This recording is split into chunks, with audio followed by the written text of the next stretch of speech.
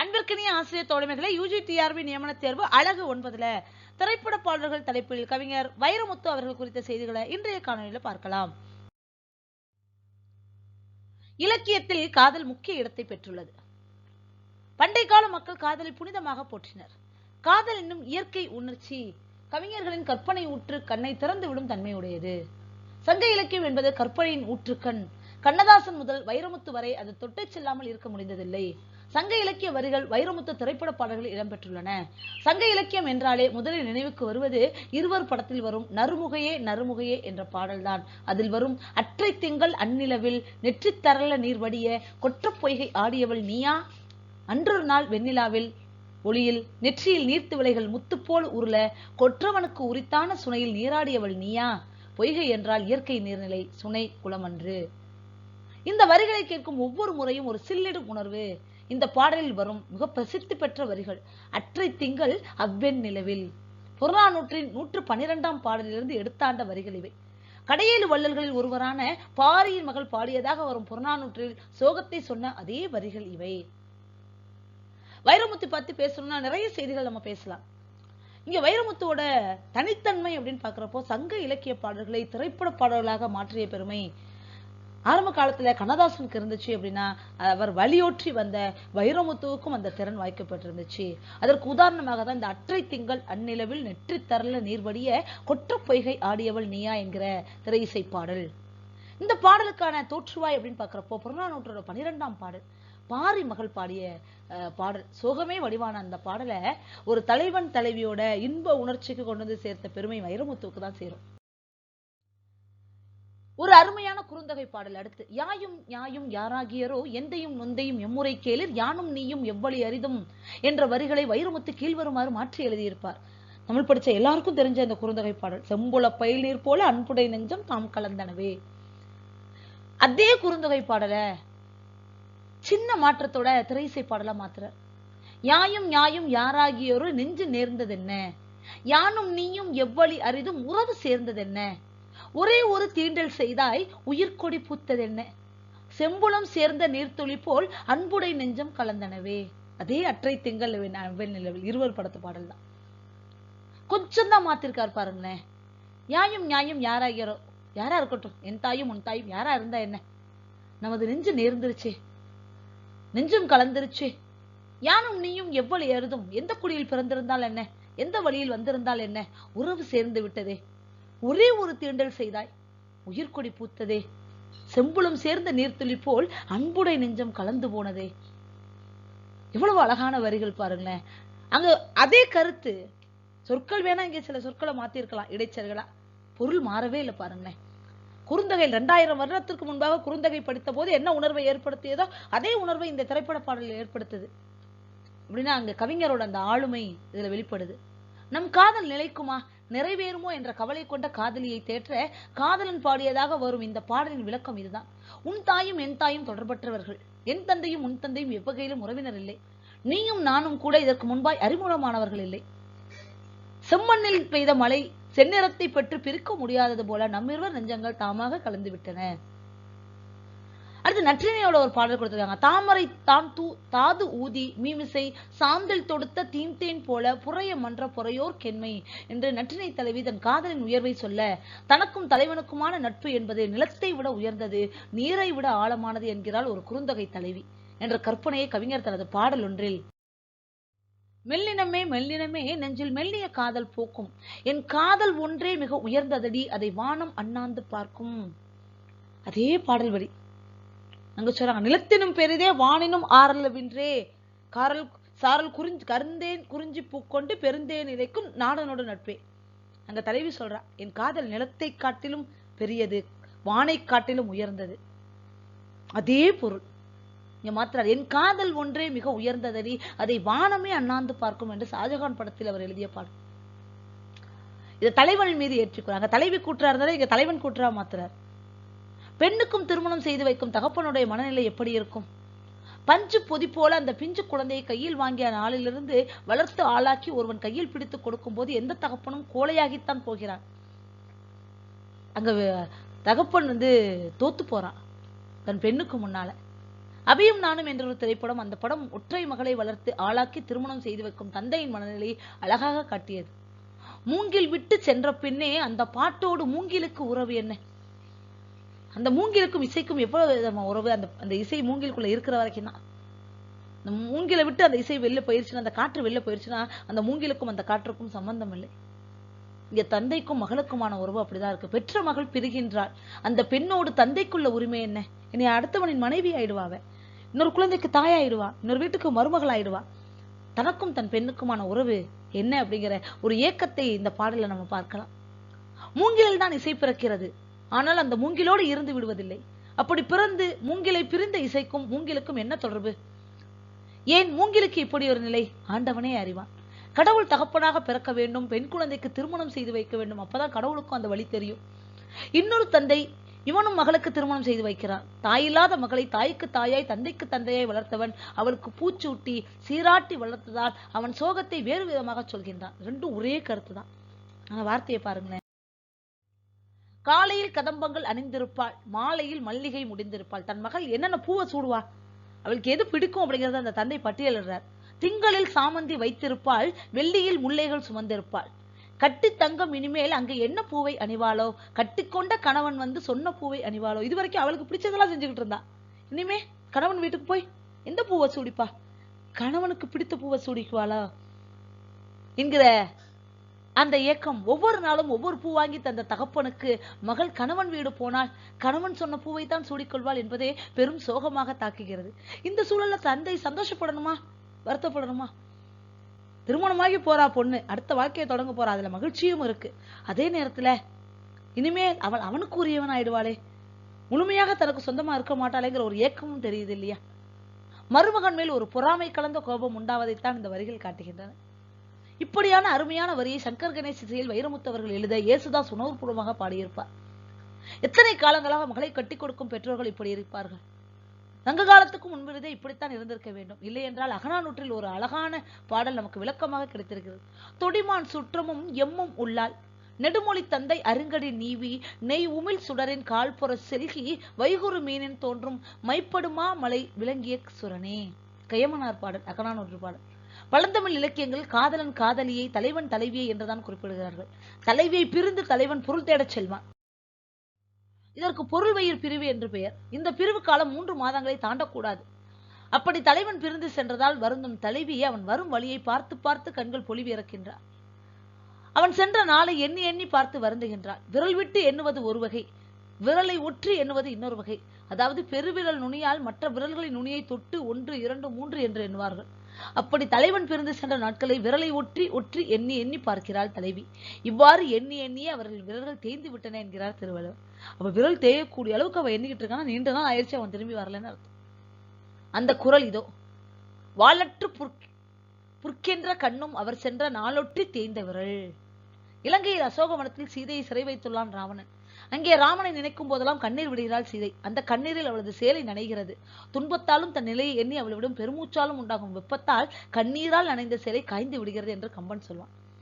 அந்த சேலை நனைந்ததும் அவளால், அது காய்ந்ததும் அவளால். ஒப்பினான் தன்னை நினைந்தோறும் நெடுங்கன் உகுத்த அப்பினால் நனைந்த அருந்துயர் உயிர்ப்புடை யாக்கை, வெப்பினால் புலர்ந்த ஒரு நிலை ஊறாத மென்துகிலால் என்பான் கம்பன். நாளொற்றி தேய்ந்த விரல் என்னும் என்று வள்ளுவனும், வெப்பினால் புலர்ந்த ஒரு நிலை உறாத மென் துகிலால் என்று கம்பனும் சொன்னதைத்தான் பாலைவனச் சோலை படத்தில் அப்படியே கையாண்டிருப்பார் வைரமுத்து. அந்த பாடல் வரும். ஆளானாலும் ஆளு இவ அழுத்தமான ஆளு பாடலில், மாலை சூடும் தேதி எண்ணி 10 விரல் தேயும், இவ இழுத்து விடும் பெருமூச்சில் ஈரச் சேலை காயும் என்கிறார் வைரமுத்து. வள்ளுவனையும் கம்பனையும் அப்படியே ஒரு லேசா ஒரு உரசிட்டு போறார் வைரமுத்து. காதலர்கள் நிறைய பேசுவார்கள். ஒருவரை மற்றவர் புகழ்ந்து வர்ணித்து என்று 1000 இருக்கும். கூடவே சண்டையும் இருக்கும். கொஞ்சம் நிஜம் கொஞ்சம் பொய் என்று சண்டையிலும் பல வகைகள் உண்டு. இருவரில் யாருடைய அன்பு உயர்வானது என்று விவாதிக்கலாம். காதலில் யாருக்கு அவஸ்தை அதிகம் என்றும் விவாதிக்கலாம். அழகன் படத்தில் நாயகனும் நாயகியும் விடிய விடிய பேசுவது ஒரு பாடல் காட்சியாக வரும்.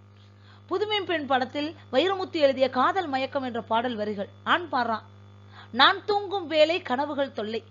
அதுக்கு பெண் பதில் சொல்றான், நான் தூங்கவில்லை, கனவுகள் இல்லை. நீயாவது தூங்குறடா, அதனால உனக்கு கனவுல வந்து நான் தொல்லை பண்றேன். நான் தூங்குறதே இல்லை, எனக்கு கனவே இல்லையே, இதுவும் தொல்லையா இருக்கே. எவ்வளவு அழகான வரிகள்! இந்த தூக்கம் கனவு பற்றிய வரிகள் முதல் முறை கேட்கும் போதே பிடித்த வரிகள். ஆண் பெண் இருவரும் தூக்கம் பற்றியும் கனவு பற்றியும் அவரவர் நிலை சொல்வது போல் ஆண் சொல்வதென்ன? அவன் தூங்கும் போது நிறைய கனவுகள் வருகிறதாம், அதெல்லாம் தொல்லையாம். அதற்கு பெண் சொல்லும் பதில் தான் சுவாரஸ்யம். நான் தூங்கவில்லை, கனவுகள் இல்லை. மெய்யா பொய்யா? மெய்தான் ஐயா. நான் தூங்கவில்லை, கனவுகள் இல்லை என்கிறார். அட பாவி, உன்னால் தூங்க முடிகிறது, அதில் கனவு வருகிறது, வேற என்ன வேண்டும்? என்னை பார், எப்போதும் உன் நினைவில் இருக்கும், என்னால் தூங்கவே முடியவில்லை, அதனால் எனக்கும் கனவுகள் இல்லை என்று அவள் அனுபவிக்கும் வேதனை சொல்கின்றார். இந்த வரிகளில் கொஞ்சம் இலக்கியம் வாசம் தேடினால் கம்பனிடம் போய் நிற்கிறது.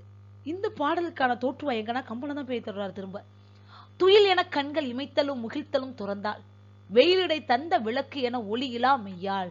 சீதை அசோகவனத்தில் உறங்கவே இல்லை. தூக்கம் என்று இமைகளை மூடுவதையும் திறப்பதையும் மறந்து விட்டாள் என்ற கற்பனை. ஏன் இதை மறந்தாள்? வள்ளுவன் சொன்னும் விளக்கம் பாருங்கள். வள்ளுவனும் அதுக்கு விளக்கம் சொல்றார். இமைப்பின் கரப்பாக்கு அறிவல் அனைத்திற்கே ஏதிலர் என்னும் இவ்வோர். என் கண்கள் இமைத்தால் உள்ளிருக்கும் என்னவர் மறைவதை அறிந்து நான் கண்களை இமைப்பதில்லை என்று சாலமன் பாப்பையா உரையில் சொல்கிறார். தலைவி சொல்ற, நான் கண்ணை சிமிட்டுறதே இல்லை, இமைக்கிறதே இல்லை. ஏன்னா கண்ணை இமைக்கிறப்போ உள்ளுக்குள்ள இருக்க காதலன் வந்து காணாம போயிடுவான் இல்லையா, அதனால அப்படின்னு வள்ளுவனுக்கு சாலமன் பாப்பையா உரை சொல்லியிருக்கிறார். கம்பன் வேறு ஒரு இடத்திலும் இந்த தூங்காத நிலை பற்றி சொல்லும் வரிகள். துயிலிலை ஆதலின் கனவு தோன்றல, அயல்வெளி ஒரு கனவு அமைய நோக்கினேன். திருசடை சீதையிடம் கூறுறா, நீதான் தூங்குவதே இல்லையே, அதனால்தான் உனக்கு கனவுகளே இல்லை. நான் கண்ட கனவை சொல்கிறேன் கேள் என்கிறார். நீ தூங்குறது இல்ல, கனவும் இல்ல, நான் ஒரு கனவு கண்டா அதை சொல்றேன் கேளு. திருசடை சீதையிடம் சொல்றாளாம். வைரமுத்துவின் புதுமை பெண் நாயகியும் தான் இதே நிலையில் இருப்பதை காதலனும் சொல்கிறார். உறவோடு விளையாட என்னும் கண்கள் உறங்காது உறங்காது கண்ணே என்று கண்ணதாசன் சொல்வதும் துயிலாத ஒரு பெண்ணை பற்றிதான். கடல் படத்தில் நெஞ்சுக்குள்ள உம்மை முடிஞ்சிருக்கேன் பாடலில் ஒரு வரி. பச்சி உறங்கிருச்சு, பால் தயிரா தூங்கிருச்சு. பால் தயிரா மாறிடுச்சு, பொழுது விடிய போதுன்னு அர்த்தம். பால் தயிரா மாறதுக்கு குறைஞ்சபட்சம் ஒரு 3 to 4 மணி நேரம் ஆகும். நொச்சி மரத்து இலை கூட தூங்கிருச்சு. அதென்ன நொச்சி மரத்து இலை, வேறு மரங்கள் ஆகாதான் நமக்கு? இதற்கான விடை குறுந்தொகையில் உள்ளது. கொல்லன் அலிசி எழுதிய இந்த பாடலில் கொன்னூர் துஞ்சினும் யாம் துஞ்சலமே எம் இயல் அயலாது ஏழில் உம்பர் மயிலடி இளைய மா குரல் நொச்சி. ஊரே தூங்குகிறது, நான் மட்டும் தூங்கவில்லை.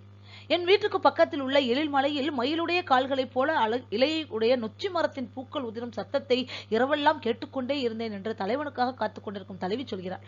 நீ இரவு குறியில வரேன்னு சொல்லிட்டு போனேன், அதுக்காக அந்த நொச்சி மரத்திலிருந்து விழக்கூடிய பூக்களை நான் விடிய விடிய எண்ணிக்கிட்டு இருந்தேன் அப்படிங்கிறா. ஆனால் இந்த தலைவியை பொறுத்தவரை அந்த நொச்சியும் தூங்கிருச்சு என்கிறார் வைரமுத்து. என்ன ஒரு அழகு! நொச்சி வந்து இரவுல வந்து பூத்து மலர்களை உதிர்க்குமா, அப்படின்னு நொச்சிக்கு இரவுல உறக்கம் இல்லை. தலைவி சொல்றா, உறங்காத நொச்சியே தூங்கிருச்சு, ஆனா நான் தூங்கல அப்படிங்கிறா. அந்த ஏக்கம் என்ன ஒரு அழகு! காசநோய் காரிகளும் கண்ணுறங்கும் வேலையில ஆசநோய் வந்து மக அரை நிமிஷம் தூங்கலையே, ஏழை இளஞ்சிறுக்கி ஏதும் சொல்ல முடியலையே, ரப்பர் வளவிக்கெல்லாம் சத்தமிட வாயில்லையே. கடல் படத்து பாடல். காச நோய் வந்தவர்கள் வந்து தூங்கவே மாட்டாங்க, விடிய விடிய இருமுவாங்க. அந்த இருமல் வந்து அவங்களை அவ்வளவு சிரமப்படுத்தும். அவ கூட தூங்கிட்டாலாம். எனக்கு ஆசை நோய் வந்திருக்கு, காச நோய் வந்தா கூட தூங்கணும், எனக்கு வந்திருப்பது ஆசை நோய் அல்லவா, அது எப்படி தூங்க விடும்? என்னால இந்த தூக்கமில்லாத விஷயத்தை யார்ட்டையும் சொல்லவும் முடியல.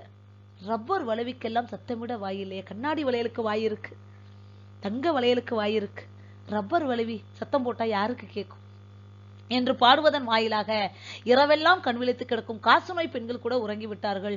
என் ஆசை நோய் காரணமாக எனக்கு உறக்கம் வரவில்லையே என்றும் அதனை எவ்வாறு வெளியிலே சொல்ல முடியும் என்பதை ரப்பர் வளையலோடு தன்னை ஒப்பிட்டுக் கொள்கிறார். இதனையே குறுந்தொகை பாடல் ஒன்று சொல்லுது.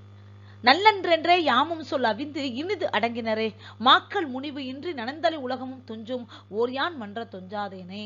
குறுந்தொகையோட 6வது பாடல் என்ற குறுந்தொகை பாடல் வரை இருக்குது. உலகமே உறங்கிருச்சு, எல்லாரும் தூங்கியாச்சு, நான் மட்டும் உறங்காம முடிச்சுட்டு இருக்கேனே அப்படிங்கிற தலைவியோட அந்த வருத்தத்தை அதே பொறுமையில திரைப்பட பாடல்களை கையாண்ட பெருமை வைரமுத்துவுக்கு மட்டுமே சேரும். ஊரு சனம் தூங்கிருச்சு, ஊதக்காத்து அடிச்சிருச்சு, பாவி மனம் தூங்கலையே, அதுவும் ஏனோ புரியவில்லையே. மெல்ல திறந்தது கதவு படத்தில் வரக்கூடிய பிறிதொரு பாடலும் இங்கு ஒப்பு நோக்கத்தக்கது. அதே பொருள். எல்லாரும் தூங்கிட்டாங்க, ஊத காத்து அடிக்குது, ஊரு சனம் எல்லாம் தூங்கிருச்சு, பாவி நான் மட்டும் தூங்கலையே, ஏன்னு எனக்கு தெரியல, உனக்கு தெரியுமான தலைவனை பார்த்து கேட்கிறான். சிறைப்பிடிக்கப்பட்டிருக்கிறார் தளபதி, அழுது பாடுகிறார் அவர் காதலி. சரித்திர கதை ஆதலால் சங்கத்தமிழில் நடக்கிறது பாட்டு. இது ஒரு சரித்திர கதை அப்படிங்கிறதுனால பாடலும் அந்த வரியில இருக்கு.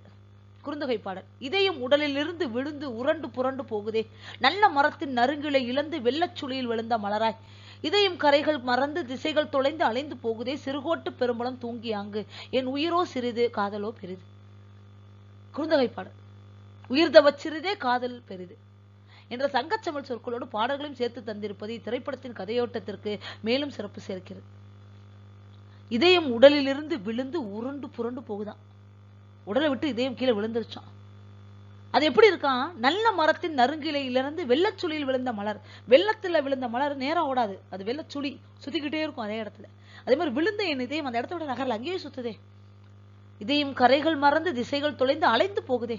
திசை தெரியல, எங்க போறதுன்னு தெரியல. அந்த இதயத்துக்கு கரைகள் இல்லை, அதுக்கு அது பாட்டுக்கு மனம் போன போக்குக்கு போகுது அப்படின்ற செய்தி தான் குறுந்தொகையில சொல்றாங்க. சிறுகோட்டு பெரும்பலம் தூங்கி அங்கு இவள் உயிர்தவ சிறிதோ காதலோ பெரிது காமமோ பெரிது என்கிறது குறுந்தொகை பாடல். இத்திரைப்படத்தின் கதையோட்டத்திற்கு மேலும் சிறப்பு சேர்க்கின்றது இந்த பாடல். அடுத்து மண்வாசனை படத்துல ஒரு பாடல். பொத்தி வச்ச மல்லிகை மட்டும் பூத்திருச்சு வெக்கத்தை விட்டு. ரொம்ப கிராமியம் மனம் கமலம் பாடல் இது. ஆத்துக்குள்ள நேத்து ஒன்ன நினைச்சேன் வெக்க நிறம் போக மஞ்சள் குளிச்சேன். பொதுவாக சங்க இலக்கியத்துல படிச்சிருப்போம், தலைவனை பிரிஞ்ச தலைவிக்கு வந்து அந்த பசலை படர்ந்துரும், அந்த உடலெல்லாம் வெளுத்து போயிடும் அப்படின்னு. அதை மறைக்கிறதுக்கு தலைவி படாத பாடுபடுவான்னு. இங்கேயும் ஒரு தலைவி படாத பாடுபடுறா. இந்த வெக்கத்தினால அவளுக்கு நிறம் மாறுது. அந்த நிறத்தை மறைக்கிறதுக்காக, ஏன்னா ஊரார் கண்டுபிடிச்சிருவாங்க, அதுக்காக அவன் மஞ்சள் குளிக்கிறாளாம்.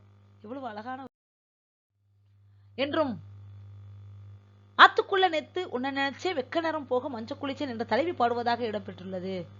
பெண்கள் 2 காரணங்களுக்காக தன் உடலில் மஞ்சள் பூசுவர். ஒன்று மஞ்சள் கிருமி நாசினி, மற்றொன்று தன் கருப்பு தோலில் தங்கம் பூசுவதற்காக. ஆனால் தலைவன் தன்னை கண்டதால் காம வேட்கை மிகுதியால் வெட்கம் அடைந்ததால் அந்த செந்நிறத்தை மறைப்பதற்காக தான் மஞ்சள் குளித்ததாக கவிஞர் குறிப்பிடுவது கற்பனையின் உச்சம். அது கூடாது, இது தாங்காது என்று தலைவி பாட தலைவன் பதில் சொல்றான், சின்ன காம்பு தானே பூவை தாங்குது, பெரிய பூவை கூட சின்ன காம்பு தானே தாங்கும், என் காதலை நீ தாங்க மாட்டாயான்னு சொல்லி கேட்கிறான். சிறுகோட்டு பெரும்பலம் தூங்கியாகிவள் உயிர்தவ சிறிதே காமமும் பெறுது. சின்ன காம்பு தான் பெரிய பழத்தை தாங்குது. அதே குறுந்தொகை பாடல் வரி என்று தலைவன் முடிக்கிறான். இவர்கள் உயிர்தவ சிறிது காமமோ பெரிது என்ற குறுந்தொகை பாடலோடு ஒப்பு நோக்கத்தக்கது என்றும். அடுத்த அழகான வரிகள் ராஜபார்வை படத்துல வரக்கூடியது. மன்மத அம்புகள் தைத்த இடங்களில் சந்தனமாய் என்னை பூசிக்கிறேன். தலைவி சொல்றா, உன் உடம்புல மன்மத அம்புகள் தாக்கி தாக்கி புண்புண்ணா இருக்குல்ல, அந்த இடத்தை நான் சமப்படுத்துறேன். எதை வச்சு? சந்தனமாய் என்னையே நான் பூசுகிறேன். எவ்வளவு அறிவு! காம நோயின் தன்மை எவ்வளவு அழகா உணர்த்துறார் இந்த பாடல. சங்க இலக்கியத்தில் உடன்போக்கு என்னும் நிகழ்ச்சி காணப்படுகிறது. தனக்கு பிடித்த தலைவனை தேர்ந்தெடுத்து அவனோடு இணைந்து வாழ்க்கை நடத்த சென்று விடுகிறாள் தலைவி. இப்போது உடன்போக்கு மேற்கொண்ட தலைவியை தேடி தாய் அலைந்து திரிகிறாள். வழியில் சந்திப்போருடன் தன் மகள் பற்றி விசாரிக்கிறாள். இப்படி முக்கோர் பகவரை கேட்கும் போது அவர் தாய்க்கு ஆறுதல் கூறியார். வழியில பாக்குறவங்க எல்லாம் வந்து ஆறுதல் சொல்றாங்க. சீர்கேளி வெண்முத்தம் அணிபவர்க்கு அல்லதை நீருள்ளே பிறப்பணும் நீர்க்கு அவைதாம் என் செய்யும் தேருங்கால் நும்மக்கள் நுமக்கும் ஆங்கு ஆயாலே. கலித்தொகை பாடல் ரொம்ப அழகான வரி. மலையிலே பிறந்தாலும் சந்தனத்தினால மலைக்கு என்ன பெருமை, கடல்ல பிறந்தாலும் முத்துக்கு கடல்னால பெருமை இல்லை. அதே மாதிரி பெண் சேர வேண்டிய இடத்துல சேர்ந்துட்டா. உன் மகள் தலைவனுக்காக பிறந்தவள் தலைவனோட சேர்ந்துட்டா, அவளை நினைச்சு விட்டு அவள் வாழட்டும் அப்படிங்கிற பொருள். திருமணமாகி வேறொருவருக்கு சொந்தமாக வேண்டிய நிலை பெண்களுக்கு ஏற்படுதல் இயற்கை. எனவே இது குறித்து வருந்துதல் கூடாது என்பதை. சிப்பிக்குள்ளே முத்து வந்தாலும் அது சிப்பிக்கு சொந்தமாகாது. சம்சாரம் அது மின்சாரம் படத்துல வரக்கூடிய பாடல். முத்துக்கு நேரம் வந்தால் முத்து அந்த சிப்பிக்கு சொந்தம் இல்லை. பெண்மைக்கு நேரம் வந்தால் பெண்கள் என்றும் பெற்றவள் சொந்தம் இல்லை. அன்புள்ள அப்பா படத்துல வரக்கூடியது. அதே கலித்தொகை வரி, பொருள் அதே பொருள். திரைப்பட பாடலா மாறுறப்போ நம்ம யாருமே இந்த பாங்குல அந்த திரைப்பட பாடல்களை கேட்கவே இல்லை இல்லையா? இது எல்லாத்துக்கும் சங்க இலக்கிய பாடல்கள் தான் சான்று. இவ்வளவு அழகா திரைப்பட பாடல கையாண்டிருக்காரு பாருங்களேன். அதுதான் வைரமுத்துவோட சிறப்பு. என்னும் வைரமுத்துவின் பாடலில் இடம்பெற்றிருக்கும் இக்கற்பனை கலித்தொகை பாடலின் தாக்கத்தால் விளைந்தது என கொள்ளலாம். திருக்குறளின் கருத்துக்களை தன் பாடலில் கையாளும் உத்தியையும் வைரமுத்து மேற்கொண்டிருக்கிறார். விதியை உழைப்பால் வெல்வோம், வந்தது எல்லாம் விதிப்படி என்றால் வாழ்வது எல்லாம் வீண்தானே. விதியை உழைப்பால் வெல்வோம் என்று வித்தகன் வள்ளுவன் சொன்னானே வில்லாது வில்லன் படத்துல. என்னும் பாடல் விதி பற்றிய வீரான நம்பிக்கையை தவிர்த்து உழைத்து முன்னேற வேண்டும் என்ற கருத்தை சொல்றார். ஊழையும் முப்பக்கம் காண்பர் உழைவின்றி தாளாது ஒங்கேற்றுபவர் என்ற திருக்குறளின் துணை கொண்டு இந்த பாடல் வலியுறுத்தப்பட்டிருக்கு. இவ்வுலகில் நிலையாமை ஒன்றே நிலையானது. உடல், செல்வம், இளமை இப்படி எதுவும் நிலைப்பதில்லை. நேற்று ஒருவன் இன்று ஒருவன் இல்லை என்பதுதான் இவ்வுலகின் சிறப்பு. நேற்று இருந்த ஒருவன் எனக்கு இல்லை, நெருநன் உடன் ஒருவன் இன்றில்லை என்னும் பெருமை உடைத்து உலகு என்கிறது வள்ளுவம். இதனே வைரமுத்து தனது அழுத்தமான வரிகள். பிறக்கின்ற போதே இறக்கின்ற தேதி இருக்கின்றது என்பது மெய்தானே. பிறக்கிற எல்லாருக்கும் இறக்கின்ற தேதி இருக்கு. தெரியாத வரைக்கும் தான் அந்த வாழ்க்கை சந்தோஷமா இருக்கும். ஆசைகள் என்ன, ஆணவம் என்ன, உறவுகள் என்பது பொய்தானே. இந்த உறவுக்குள்ள, இந்த பிறப்புக்குள்ள ஆசை என்ன, ஆணவம் என்ன, எல்லாமே பொய்தானே. உடம்பை விட்டு உயிர் போயிடுச்சுன்னா எல்லாம் பொய்தானே. உடம்பு என்பது உண்மையில் என்ன, கனவுகள் வாங்கும் பைதானே. இவ்வளவு பெரிய தத்துவம்.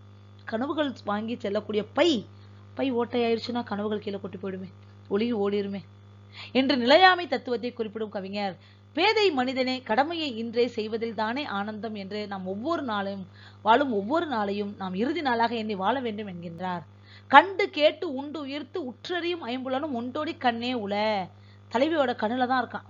கண்டு கேட்டு உண்டு உயிர்த்து உற்றறியும் ஐம்புலனும் அவளோட கண்ணுல இருக்குங்கிறார். தலைவியின் அழகில் மயங்கிய தலைவன் கண்டும் கேட்டும் உண்டும் மோந்தும் முற்றும் அறிகின்ற 5 புலன்களாகிய இன்பங்களும் ஒளி பொருந்திய வளையல் அணிந்த இளவட்டத்தில் உள்ளன என்று புகழ்கின்றான். இக்குறட்பாவை திருப்புகழ் பாடலில் கண்டு கேட்டு உண்டு ஈர்த்து உற்றறியும் ஐம்புலனும் பெண்ணில் இருக்கு, அந்த பெண்ணில் இருக்கு, நேருக்கு நேர்படுத்து பாடல் என்று எடுத்தாளுகிறார் வைரமுத்து. அனிச்ச மலரின் காம்பு களையாமல் சூடியதால் தலைவின் இடை துன்புறுவதாக. அனிச்ச மலர் ரொம்ப மென்மையானது. மொப்பக்குளையும் அனிச்சம், மோந்து பார்த்தாலே அனிச்ச மலர் வாடிடும், அவ்வளவு மென்மையான மலர். அந்த மென்மையான மலரை தலைவி காம்ப எடுக்காம சூடிட்டாலாம். அந்த காம்போட பாரம் தாங்காம அவ இடை இருந்து தளர்ந்து போச்சான். அப்ப எவ்வளவு மென்மையானவள் தலைவின்னு சொல்ற. அனிச்சப்பூ கால்களையான் பெய்தான் முசுப்பிற்கு நல்ல படாப்பறை என்னும் திருக்குறளில் கற்பனையை செய்தார் வள்ளுவர். இதே கற்பனை வைரமுத்து. முத்து ஒண்ணு இப்போது சிப்புக்குள்ளே முத்தாகும், 10 மாதம் பெண்களுக்கே பரம்பரை சொத்தாகும், அடி 10 முழம் பூவை வைத்தால் பாரம் என்னவாகும். 10 மாசம் சுமக்கிறது உனக்கு சுகமா இருக்கு, ஆனா 10 முழம் பூ வச்சா கூட நீ பாரம் தாங்க மாட்டேங்கிறேங்கிற அடுத்த விடுபடத்துல. கண்ணோடு கண் பேச காதல் மலர்கிறது. என்ன கனவுகளை காதலரது விதிகள் பரிமாறிக்கொள்கின்றன. நாணமோ வாய்மொழிக்கு தடை போடுகின்றது, மௌனமே மொழியாகின்றது. ஒருமனப்பட்டு அன்பு செய்கின்ற ஒரு காதல் உள்ளங்களின் கண்கள் ஒன்றோடொன்று நோக்குகையில் வாய்ச்சொற்கள் பயனற்று போகின்றன என்றார் வள்ளுவர். கண்ணோடு கண்ணினை நோக்குக்கின் வாய்ச்சொற்கள் என்ன பயனும் இல்லை. கண்ணும் பார்க்கிறப்ப வாய் வார்த்தைக்கு என்ன வேளாங்க என்பது குறட்பா. கண்ணும் கலந்து காதல் மொழி பேசுகின்றன என்ற குறட்பாவின் கருத்து கவிஞர் வைரமுத்துவின் திரைப்பட படங்களை பிரதிபலிப்பதை காணலாம். விழியில் விழுந்து இதயம் நுழைந்து உயிரில் கலந்த உறவை அலைகள் ஓய்வுதலை படத்துல. விழியில் விழுந்து தலைவி என்ன பண்றான், தலைவனோட விழியில முதல்ல பாக்குறாளாம், அப்புறமா அந்த பார்வை கண் வழியா உயிருக்குள்ள இறங்கிட்டாலாம், இதயத்துக்குள்ள நுழைஞ்சிட்டாலாம். நுழைஞ்சவ சும்மா இருக்கும்ல, உயிரிலே கலந்துட்டா, பிரிக்க முடியாத அளவுக்கு. விழியில் விழுந்து இதயம் நுழைந்து உயிரில் கலந்த உறவே. அடுத்து சொல்றாங்க, பார்வை இரண்டும் பேசிக்கொண்டால் பாசை ஊமை ஆகி விடுமே. வள்ளுவனோட கூற்று. பார்வைகள் பேசிக்கிறப்ப பாசைக்கு அங்க வேலையே இல்லையே, பேச வேண்டியதை கண்ணு பேசிடுது. மே மாதம் படத்தோட பாடல் என்னும் இடம்பெறும் திரைப்பட பாடல்கள் கண்ணோடு கண் பேசும் எழிலை உணர்த்தி காட்டுகின்றன. இரு விழிகள் பேசும் வார்த்தைகள் ஊமையாகி விடுகின்றன என்ற கருத்தை இப்பாடல்கள் மெய்ப்பித்து விட்டன. பெண்கள் தங்கள் கடைக்கண் பார்வையினால் ஆண்களை கவர்ந்தெழுக்கும் தன்மை உடையவர்கள் என்பதை திருக்குறளில், இருநோக்கு இவள் கண் உள்ளது, ஒரு நோக்கு நோய் நோக்கு மற்றும் அந்நோய்க்கு மருந்து. இப்ப கண்ணுல 2 விஷயம் இருக்கு. ஒண்ணு நோய் கொடுக்குது, இன்னொன்னு அந்த நோய்க்கு அதுவே மருந்தாவும் இருக்கு என்று அதனே கவிஞர் வைரமுத்து சுட்டும் விழி பார்வையில் சுகம் வைத்தால் லவ் டுடே படம். இக்கருத்தினே பாரதிதாசன் கண்ணின் கடைப்பார்வை காதலியர் காட்டிவிட்டால் மண்ணில் குமரருக்கு மாமலையும் ஓர்க்கடுகாம் என்றும் இடம்பெறும் பாடல் வரிகளின் மூலம் பெண்களின் கண்கள் செய்யும் மாயச் செயலை வர்ணித்துள்ளார் பாரதிதாசன். காண்பவர் உயிரை பறிக்கக்கூடிய தன்மை கொண்டவை பெண்களின் கண்கள் என்பதை கண்டார் உயிருண்ணும் தோற்றத்தால் பேதகை அமர்ந்தன கண் என குறிப்பிடுகிறார் வள்ளுவர். இதே திரையிசை பாடல்களை கையாண்டுள்ளார். மருந்துகள் இல்லாத தேசத்தில் கூட மைவிழி பார்வைகள் போதும், வரலாறு படத்தில் வரக்கூடிய பாடல் என்று பெண்ணின் கண்களை மருந்திற்கு ஒப்பாக வைரமுத்து வர்ணித்துள்ளார். இலக்கியங்கள் பலவற்றினும் மாதரது கண்கள் ஆண்களின் இதயங்களை கவர்ந்து இழுக்கக்கூடிய காந்தத்தன்மை வாய்ந்தவை என சுட்டிக்காட்டுகின்றன. தெய்வம் தொழால் குழுனன் தொழுதெழுவால் பெய்யன பெய்யும் மழை என பாடும் வள்ளுவர் கைப்பிடித்த நாயகனை கொண்டாடி மகளும் தலைவி பெறும் சிறப்புகளை சித்தரித்து காட்டுகின்றார். இக்கருத்தினே கவிஞர் வைரமுத்தும் தன்னுடைய திரையிசை பாடல்களில், ஆசை தலைவன் நீதான் அடிமை மகாராணி, ஆசை தலைவன் நீ நான் அடிமை மகாராணி பாட்ஷா படத்துல வரக்கூடியது. உன்னைத்தானே தஞ்சம் என்று நம்பி வந்தேன் நானே நல்லவனுக்கு நல்லவன் படத்தில் வரக்கூடிய வரிகள். குற்றமில்லாத புகழினுடைய வெள்ளி என்னும் விண்மீன் திசை மாறி தெற்கே சென்றாலும் மலையை உணவாக கொள்ளும் வானம்பாடி பறவை வருந்தும்படியாக வான் பொய்த்தாலும் வற்றாத காவிரி என பட்டிரப்பாலை கூறுகிறது. வசையில் புகழ் வயங்குவெண் மீன் திசை திருந்து தெற்கு ஏகினும் தற்பாடிய தளி உணவின் புல் தேம்ப புயல் மாறி வான் பொய்ப்பினும் தான் பொய்யா வளைத்தடைய காவிரி என்று. காவிரி பொய்த்து போனது தனிக்கதை என்றாலும் நம் சங்கத்தமிழர் வானியல் நுட்பங்களை நன்கு அறிந்திருந்தனர். அதாவது சொல்றாங்க, இந்த திசை மாறி போனாலும் விண்மீன் திசை மாறினா மழை வராது, அப்படி மழை இல்லாமல் வறண்டு போன காலத்திலையும் காவிரி இடையராது ஓடிக்கொண்டே இருக்குமா. இது வானியல், தமிழரோட வானியல் நுட்பம். இக்கருத்தினையே தனது முதல் பாடலில் பின்வருமாறு பதிவு செய்கிறார். வானம் எனக்கு ஒரு போதி மரம், நாளும் எனக்கது செய்தி தரும். நிழல்கள் படத்து பாடல். தமிழ் விடு தூது, கிள்ளை விடு தூது, குறுகு விடு தூது, மேக விடு தூது என பல வகையான தூது இலக்கியங்களை நாம் அறிகிறோம். மேகத்தை தூது விட்டால் அது திசை மாறி சென்றுவிடும் என்பதற்காக தண்ணீரை தூது அனுப்புகிறாள் தலைவி. ஏன்னா மேகம் காத்தோட காத்தா போயிடும், திசை மாறி போறதுக்கு வாய்ப்பு இருக்கு. தண்ணீர் ஒரே தளத்துல தான் ஓடும், அதனால தண்ணீரை தூது அனுப்புறா. சங்ககால பெண்கள் தன் காதல் உணர்வுகளை தானாக வெளிப்படுத்தும் வழக்கம். மண் கலயத்திலிருந்து கசுகின்ற நீர்த்துளியை போல வெளிப்படுத்த வேண்டும் என்று தொல்காப்பியம் கூறுகிறது. வெளிப்படையா சொல்லக்கூடாதான். மண் கலயத்தில் அப்படியே லேசா முத்து முத்தா தண்ணி வெளியில வரும், அப்படி வெளிப்படுத்தணுமா. விரைந்து வரையாது காலம் நீட்டிக்கும் தலைவனை தோழிதான் வரைவு கடாதல் என்னும் துறை வழியாக வற்புறுத்துவார். இத்தகைய கட்டமைப்பினை உடைத்தெறிந்த பெருமை புரட்சி கவி பாரதிதாசனே சேரும். இவர் தன் காதலில் ஆணுக்கும் அச்சம் உண்டு, பெண்ணுக்கும் பேச்சு உண்டு என்று தன் பாடல்கள் வாயிலாக வலியுறுத்துகிறார். பாரதிதாசன் சொல்ற, ஏன் பெண்ணுதான் அச்சப்படணுமா, ஆண் தான் காதலை சொல்லணுமா, மாத்தி சொல்லலாமே அப்படின்னு பாரதிதாசன் யோசிக்கிறேன். அதற்கு பின் வந்த கண்ணதாசன் இலைமறை காய்மறையாக பெண்ணின் காதலை வெளிப்படுத்த கவிஞர் வைரமுத்துவே இதனை அடுத்த கட்டத்திற்கு நகர்த்தி சொல்கிறார். அருவியின் ஒரு கரையிலிருந்து அருவி போல அழுகிறனே, அறிந்து கொண்டால் ஆகாதோ, முந்தானையின் ஓரம் என்னை முடிந்து கொண்டால் ஆகாதோ என்று தலைவன் கேட்க, பக்கனையா தாலி வாங்கி வாசலுக்கு வாரதப்போ, உங்க பாதம் பட்ட மண்ணெடுத்து நான் பள்ளி விளக்க போறதப்போ. அச்சமில்லை படத்தில் வரக்கூடிய வரி. ஓடுகிற தண்ணியில உரசி விட்டேன் சந்தனத்தை, சேர்ந்துச்சோ சேரலையோ செவத்த மச்சான் கைகளிலே என்ற பாடல். கேட்கிறா, நேரடியா கேட்கிறா, பக்கனையா தாலி வாங்கிட்டு வந்தா என்ன, எப்படா திருமணம் செஞ்சுப்பேங்கிறத ஒரு பெண் நேரடியா கேட்கிற மாதிரி வைரமுத்து எழுதுற என்று தன் மன வேட்கையை தலைவி நேரடியாக கேட்கின்றார். இப்படி வைரமுத்துவின் திரைப்பட பாடல்கள் இலக்கிய நம் விரைவி கிடைக்கிறது. அல்லல்ல குறையாத அமுத ஊற்றாய் நிறைந்திருக்கும் இவரது பாடல்கள் இடம்பெற்ற இலக்கிய நயங்களை இந்த ஒரு கட்டுரையில் முடித்துவிட முடியாது என்றாலும் முடித்துதான் ஆகணும், காலம் இல்லை அப்படிங்கிறதுனால இத்துடன் நாமும் இந்த காணொலியை நிறைவு செஞ்சுக்கலாம். இனிவரும் காலங்களில் UGTRB நியமன தேர்வுக்கான அனைத்து பாடப்பகுதிகளையும் தனித்தனியாக காட்சிப்படுத்த இருக்கிறேன். அந்த காணொலிகள் அனைத்தையும் நீங்க பார்க்கணும் அப்படின்னா நம்ம தமிழாசிரியர் சேனலை சப்ஸ்கிரைப் பண்ணுங்க. இந்த காணொலிகள் உங்களுக்கு பிடிச்சிருக்கு அப்படின்னா உங்க நண்பர்களுக்கும் பரிந்துரை செய்யுங்கள். மீண்டும் மற்றொரு காணொலியை சந்திக்கிறேன். நன்றி, வணக்கம்.